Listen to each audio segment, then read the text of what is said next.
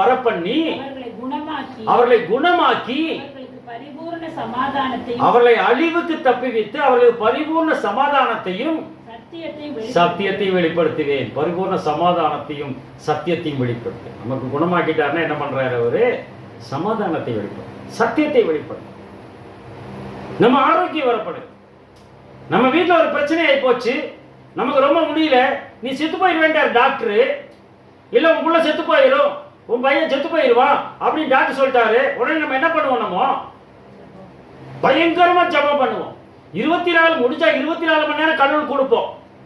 இப்ப சுகம் கொடுத்துட்டாரு, ஆரோக்கியத்தை வர பண்ணிட்டார், நல்லாயிட்டோம், குழந்தைங்க நல்லாயிடுச்சு, என்ன பண்ணுவோம்? என்ன பண்ணுவோம்?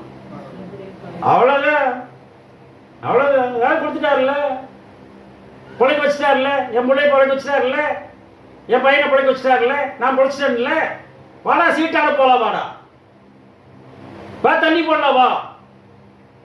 அப்படியா இருக்கிற நிலைமை? நம்ம சிந்திச்சு பார்க்கணும். நமக்கு ஜீவனை கொடுத்த ஆண்டவருக்காக நாம் என்ன செய்கிறவர்களாக இருக்கிறோம்? நாம 1 மணி நேரம் நம்ம செலவு பண்றதுக்கு நமக்கு தகுதி இருக்கா இல்லையா நம்ம சிந்திக்கணும். நமக்கு இருக்கா இல்லையான்னு சிந்திக்கணும். எனக்கு 1 மணி நேரம் நான் கொடுக்க முடியாது கடவுளுக்கு. கடவுள் எனக்கு ஜீவனை கொடுத்துட்டாரு. நான் ஏறி உட்காந்து கார்ல ஏறி உட்கார்ந்தேன்னா ஒரு சிலுவை போட்டு போயிடுவேன். மாதா கோயிலை பார்த்தா சிலுவை போடுவேன். என்னை பாதுகாக்கிற கர்த்தர் இருக்கிறாரு. அப்படி நிலைமையில நான் வாழ்ந்து கொண்டு இருக்கிறோமா?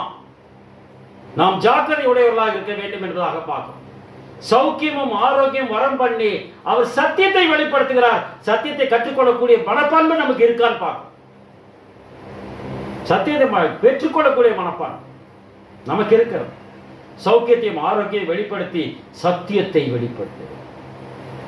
சத்தியத்தை தெரிஞ்சுக்கணுங்கிறதுக்காக தான் இத்தனை பாடுகள் கஷ்டம் நமக்கு வருது. ஆனால் நாம் அதை விட்டு ஓடுகிறவர்களாக இருக்கிறோமா, இல்லை அதில் நிலைத்திருக்கிறவர்களாக இருக்கிறோம் என்று சிந்திக்க பார்க்கலாம். அவர்கள் இருக்க வேண்டும். இதைதான் பேதுருவின் மூலமாக நமக்கு உதாரணத்தை காட்டுகிறார். படிங்க லூக்காவின் நற்செய்தி நூல் 22ஆம் அதிகாரம் 31-32 வசனங்கள். லூக்கா 22:31-32.